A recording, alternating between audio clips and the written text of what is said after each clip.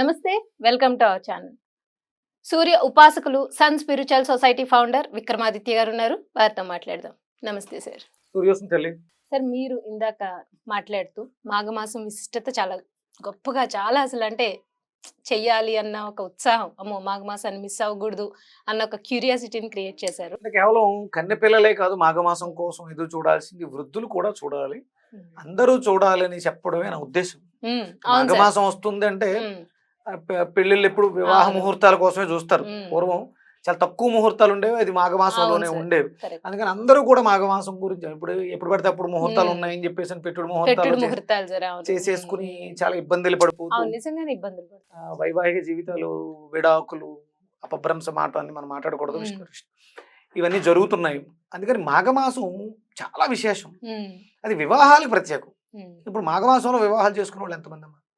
అంటే పూర్వం నాది తూర్పుగోదావరి జిల్లా గొల్లల మావిడాడ, మా అక్క పెళ్లి గొల్లల మావిడాడ సూర్య దేవాలయంలో జరిగింది. అంటే అక్కడ మాక్సిమం అంటే ఇప్పుడంటే మనకి ఈ ఫంక్షన్ హాల్స్ ఇవి వచ్చినాయి, కానీ వివాహాలకి అనువైన ప్రదేశం దేవాలయాలే.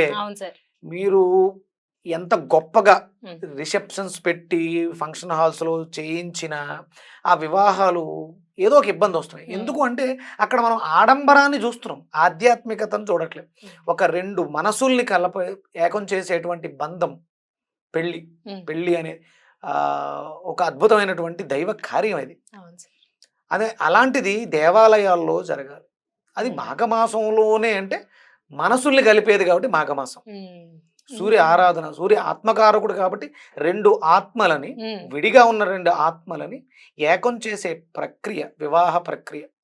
అంటే వివాహ ప్రక్రియలో తాళి కట్టడం కాదు ఇంపార్టెంట్, జీలకర్ర బెల్లం పెట్టి సుముహూర్తము అంటాం.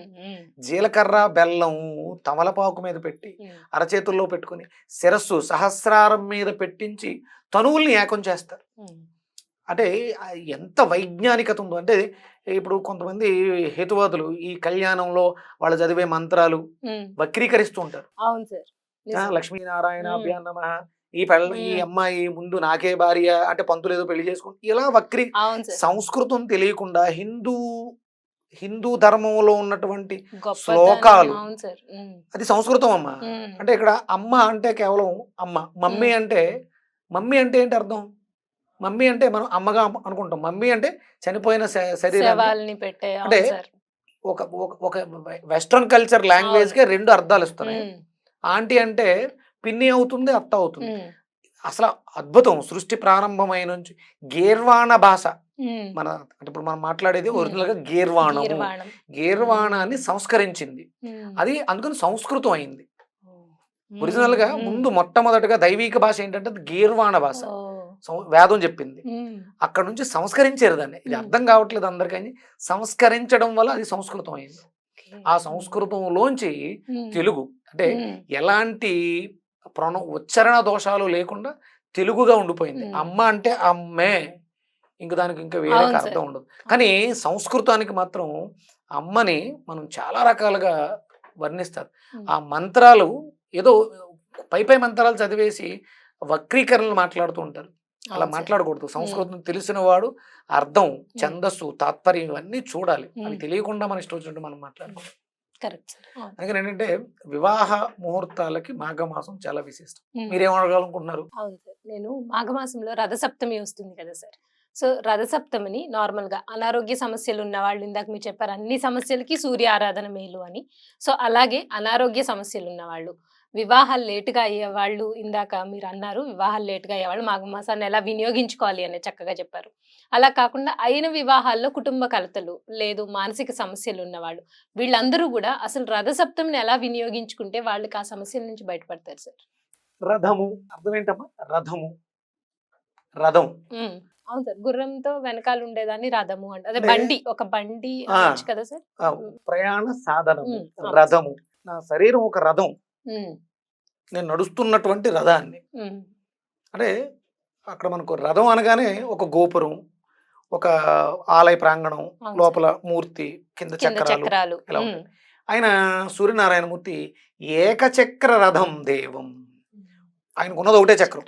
ఆయన రథానికి ఒకటే చక్రం ఉంది, రెండు చక్రాలు లేవు. అంటే ఒక రథం నిలబడాలంటే, ఇప్పుడు మనం నిలబడాలంటే రెండు కాళ్ళు కావాలి. లేదా పోయి నాకు ఒకటే కాలు ఉంది, నేను నిలబడుతున్నానంటే నీకు కర్ర సాయం ఉంటుంది సంకలో. అవును సార్. అంటే మనం నిలబడాలంటే రెండు కావాలి. కానీ అక్కడ ఆ రథం నిలబడడానికి ఒకటే చక్రం. దాని అర్థం ఏంటి? మనం కూడా ఒక చక్రంతోటే ఉన్నాం. ఒకటే వెన్ను ఉంటుంది, మన శరీరంలో ఒక వెన్ను ఉంటుంది. దానికి 7 చక్రాలు ఉంటాయి. అంటే ప్రధానమైనటువంటి చక్రం ఒకటే.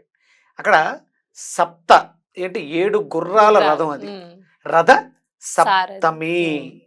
సప్తమి అంటే మనల్ని నడిపించేటువంటి గుర్రాలు సప్తమి. ఆయనకు ఉన్నది ఒకటే గుర్రం, దాని పేరు సప్త. సప్త సప్త ఆ గుర్రం పేరు సప్త. మనం ఏమనుకుంటాం 7 గుర్రాలు అంటారు సార్. అది సందర్భానుసారం అది 7గా విడిపోతుంది మళ్ళీ వెళుతున్న క్రమంలో. అంటే ఆయనకు ఉన్న రథానికి ఒకటే గుర్రం, ఒకటే చక్రం. దాని మీద అనిరుద్ధుడు ఆయన తమ్ముడు, బ్రదర్, ఆయన కన్నా ముందు పుట్టిన వ్యక్తి అనిరుద్ధుడు. అంటే మోకాళ్ళు లేవమ్మా, అందుకన మోకాళ్ళు లేని వాడిని అనిరుద్ధుడు. అనువులు అంటారు మోకాళ్ళు. ఆజానుబాహుడు అంటే మోకాళ్ళు దాకా చేతులు ఉన్నవాడిని అను అని. ఆయనకు మోకాళ్ళు లేవు, ఆయన ఇక్కడ వరకే ఉంటాడు, అందుకని లేనివాడు కాబట్టి అనిరుద్ధుడు అన్నాడు. ఆయన రథాన్ని నడిపిస్తూ ఉంటే ఆయన కూర్చుని సూర్యనారాయణ మూర్తి ఆ రథంతో మనకి నడుస్తూ ఉంటాడు జీవితాన్ని. రథ సప్తమి. సప్తమి అంటే 7 కదా. అవును సార్. 7 అనేది ఇక్కడ వివాహ ప్రకరణలో అగ్ని చుట్టూ ఎన్ని ప్రదక్షిణలు చేస్తారు? 7 అడుగులు. 7 అడుగులు అంటే ఈ 7కి ఆ 7కి సంబంధం ఉంది. అందుకని రథ సప్తమిని సూర్యనారాయణ మూర్తి కళ్యాణానికి వినియోగిస్తారు. అంటే సూర్యుడు ఎవరు? మళ్ళీ ఆత్మకారకుడు. అంటే 2 తనువుల్ని ఏకం చేసేవాడు. ఆయనకి వివాహం ఎవరితో జరుగుతుంటుంది? అది మీకు 4 పేర్లు వినిపిస్తూ ఉంటాయి. అంటే నేను రీసెర్చ్ లో ఉన్నాను కాబట్టి ఏదో సునాయాసంగా మాట్లాడుకుంటూ వెళ్ళిపోతున్నాం. మేము ప్రశ్నలు వేస్తే మీరేం చెప్తారు? కానీ ఉష, పద్మిని, సౌజ్ఞ. ఇక్కడ ఆయన అంటే ప్రతి పదానికి అర్థం ఉంటుందమ్మా. బంధం, భార్య అంటే విడదీయలేని బంధాన్ని భార్య అంటారు. ఇక్కడ భార్యగా ఆయనకి పద్మిని, పద్మములను వికసింప చెయ్యునది. ఆయనలో ఒక కిరణం పద్మాల మీద పడితే ఆ పద్మాలు వికసిస్తాయి. పద్మిని. ఇంకొక ఆవిడ పేరు సౌజ్ఞ అంటే కాంతి. కాంతి వెనకాల ఏముంటుంది? చీకటి. కాంతి వెనకాల చీకటి అంటే అది నీడ, అందుకని అది ఛాయ. సౌజ్ఞ వెనకాల ఉన్నది నీడ, ఛాయ. ఇక్కడ పద్మిని కదా, పద్మములను వికసింపునది కాంతి పేరు పద్మిని. పద్మి అది ఏం జరుగుతుంది? పుష్పాలు వికసించడానికి ఉషోదయం అవుతుంది. అందుకని ఉష, పద్మిని, సౌజ్ఞ, ఛాయ. అంటే నలుగురు పిల్లలుగా, నలుగురు కాదు. అంటే చాలా మంది సూర్యనారాయణ మూర్తికి నలుగురు భార్యలు అంటారు. మనం అలా అంటే ఈయన కనిపించే ఆ సూర్యుడు మరి ఆయన నలుగురు పిల్లలు కనపడరు. ఇక్కడ శక్తులు భార్యలు అంటే విడదీయలేని బంధాలని భార్య. పార్వతి పరమేశ్వరులు, ఆయనలో అర్ధనారీశ్వర. ప్రతి మనిషిలో కూడా 2 తత్వాలు ఉంటాయి. నేను మగవాణ్ణి, నాతో మేల్ ఎనర్జీ ఉంటుంది, ఫిమేల్ ఎనర్జీ కూడా ఉంటుంది. కానీ మేల్ ఆధిపత్యం ఎక్కువగా ఉంటుంది కాబట్టి నాకు మీసాలు గడ్డాలు వచ్చింది. మీరు ఫిమేల్ ఎనర్జీ అధికంగా ఉంటుంది, ఈస్ట్రోజన్. అందుకని మీకు కావాల్సినటువంటి రీప్రొడక్టివ్ ఆర్గాన్ మీకు నాకున్న వ్యత్యాసం ఇది. ప్రతి దాంట్లోనూ భార్యలుగా విష్ణుమూర్తికి లక్ష్మీ భార్య, వెంకటేశ్వర స్వామికి 2. అంటే ఇవన్నీ కూడా శక్తి రూపంలో ఉంటాయి. మనం వక్రీకరించుకుని ఆయన 16,000 మంది గోపికలు వక్రీకరిస్తాం. దానికి చాలా అర్థం. అంటే నోటుకొచ్చినట్టు మాట్లాడడానికి ఏమీ తెలియక్కర్లేదు, కానీ చాలా వివరంగా మాట్లాడాలంటే ఎంతో జ్ఞానం కావాలి. అందుకని రథసప్తమి అంటే మన శరీరంలో ఏ నేదం భూతం భువనం భవిష్యత్ పరిగృహీతమమృతేన సర్వం ఏన యజ్ఞస్త్రాయతే సప్తహోత సప్తహోత తన్మే మన శివ సంకల్పమస్తు. ఈ సప్తహోతలు మన శరీరంలో ఉండేటువంటి షట్చక్రాలు. అలాగే ఆ 7 అడుగులు, ఆ తిథి సప్తమి తిథి దీనికి ప్రతీకలు. అంటే ఒక 2 మనుషులు ఏకం అవ్వాలి అంటే నీ శరీరంలో ఉన్నటువంటి 7 చక్రాలు, నీ భర్త శరీరంలో ఉన్నటువంటి 7 చక్రాలు అనుసంధానం అయితే ఆ జీవితంలో చేసే నడక అగ్నిహోత్రం చుట్టూ ఎందుకు తిరగాలి అంటే అగ్నిహోత్రుడు ఎవడు? సూర్య భగవానుడు. మీ జంటని కలకాలం బాగుండాలని ఆశీర్వదించి అక్కడ యజ్ఞం చేస్తారు. ఇప్పుడు ఎవరో వివాహాల్లో యజ్ఞం చేయట్లా, అవును సార్. ఇప్పుడు ఎవరు 7 అడుగులు లేవు, ఏదో కొంగు ముడి వేసి ఉమ్. నడిచేయండి అంటున్నారు. అవును సార్. అగ్నిహోత్రం చుట్టూ ప్రమాణం చేస్తే, అగ్నిహోత్రం అంటే మన శరీరంలో అరుగుదల వ్యవస్థ, జీర్ణ వ్యవస్థ. ఒకవేళ మాట తప్పితే అరుగుదల ఆగిపోయి చస్తాడు మనిషి. డైజెషన్ సిస్టమ్ డ్యామేజ్ అయింది. అక్కడ మాట ఇచ్చాడు అగ్నిహోత్రం దగ్గర, ఏమని? వివాహ సమయంలో నిన్ను భార్యగా స్వీకరిస్తున్నాను అని మనం చేసేటువంటి ధర్మార్థ కామ మోక్షాల్లో నేను ఎప్పుడు తోడుంటాను అని చెప్పి ఈ మాట అక్కడ అగ్నిహోత్రం చుట్టూ చెబుతున్నావు కాబట్టి, అగ్నిహోత్రంలో నువ్వు ఇచ్చేటువంటి హవిస్సు తీసుకెళ్ళడానికి దేవతలు వస్తారు కదా, వాళ్ళందరూ సాక్షులుగా ఉన్నారు కదా, పంచభూతాలు సాక్షులుగా ఉంటాయి. అందుకని అక్కడ నువ్వు మాట తప్పితే దాని పర్యవసానం చాలా ప్రమాదకరంగా ఉంటుంది. ఆ అగ్గి వచ్చి నిన్నేం తగలబెట్టదు, నీ శరీరంలో చిచ్చక్తి రూపంలో అరుగుదల వ్యవస్థగా ఉన్న అగ్గి నిన్ను తోసేస్తుంది. ఎందుకంటే నీ మనసులో ఆత్మకారకుడు ఉన్నాడు కదా, నీ డైజెషన్ సిస్టమ్ డ్యామేజ్ అవుతుంది, లివర్ డ్యామేజ్ అవుతుంది. అంటే ఇప్పుడు చాలా మంది మోసం చేసి ఇబ్బంది పెడితే ఎవరో చూడట్లేదే అనుకుంటారు. మన శరీరం నిజంగా ఈ విషయాలు తెలిస్తే, ఈ విషయాలు అర్థం చేసుకుని పెళ్లి చేసుకుంటే నాకు ఇప్పుడు అనిపిస్తుంది. అంటే ఇప్పుడు తెలియక చాలా మంది ఇప్పుడు ఇలాంటివి లేవు కదా సార్, ఇలా చెప్పేవాళ్ళు లేరు. పెళ్ళి అంటే కట్నాలు ఏంటి, ఎంత ఆడంబరంగా చెయ్యాలి, మనం ఎంత షో చూపించాలి అనేదే ఉంది. సో ఈ పిల్లలకి చేసుకునే వాళ్ళకి ఇంత లోతైన జ్ఞానం తల్లిదండ్రులకే లేనప్పుడు ఇంకా పిల్లలకు కూడా ఉండదు.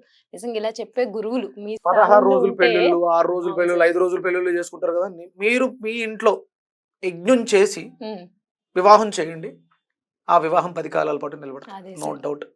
నేను ఒక పెద్ద కుటుంబం నన్ను అడిగింది, ఒక వివాహం చేస్తున్నాం, అది మాకు నమ్మకం లేదు అంటే, నేను సూర్య కళ్యాణం చేయించి మహాసౌర హోమం చేయించి ఆ వివాహానికి అక్కడ వాడిన జీలకర్ర బెల్లం, అక్కడ వాడిన బాసికాలు, అక్కడ వాడిన తలంబరాలు వాడి వివాహం చేయించాను. వాళ్ళు చాలా సుఖంగా సంతోషంగా ఉన్నారు. వాళ్ళకి వచ్చిన అనుమానం కూడా నివృత్తి అయిపోయింది. అందుకని అంటే రథసప్తమి ఇంత విశేషం. అక్కడ ఆ రోజు సూర్య కళ్యాణం జరుగుతూ ఉంటుంది. వీలైతే మీకు దగ్గరలో ఉన్నటువంటి దేవాలయాలు వెళ్ళి సూర్య కళ్యాణం చేయించగలిగితే చేయించండి, లేకపోతే స్వామికి నమస్కారం చేసుకుని మీ కళ్యాణం చూసే భాగ్యాన్ని. తూర్పుగోదావరి జిల్లా గొల్లల మామిడాడులో చాలా విశేషంగా జరుగుతూ ఉంటుంది. ప్రతి నెలలోనూ ఏకాదశి రోజు అరసవెల్లిలో జరుగుతుంది. మీకు రథసప్తమికి అక్కడ కూడా సూర్య కళ్యాణం జరుగుతూ ఉంటుంది. ఊరూరా సూర్య కళ్యాణాలు జరగాలి. ఆ కళ్యాణం జరగడానికి ముందు మహాసౌర హోమం జరగాలి. హోమం చేయించండి, సూర్య కళ్యాణం చేయించండి. నాకు ఎవరో ఫోన్ చేశారు, రేపు ఉగాదికి వాళ్ళ ఊర్లో సౌర హోమం చేసి సూర్య కళ్యాణం చేస్తున్నారు. ఇది జరుగుతుంది. ఇది అంతా జరగాలి, అందరూ బాగుండాలి. ఎందుకంటే ఈ 2025 రాబోయే కొత్త సంవత్సరం వివస్వాన్ సంవత్సరం, రవి అధిపతి, రాజు అధిపతి అవుతున్నారు. విశేషంగా అద్భుతమైనటువంటి తీర్థం జరుగుతుంది. అందరూ వెళ్ళి స్వామిని దర్శించుకోండి. వీలైతే అరసవెల్లి వెళ్ళండి. ఎక్కడెక్కడ సూర్య దేవాలయాలు అక్కడికి వెళ్ళి స్వామి అనుగ్రహాన్ని అందరూ పొందండి. Right sir, thank you sir. Surya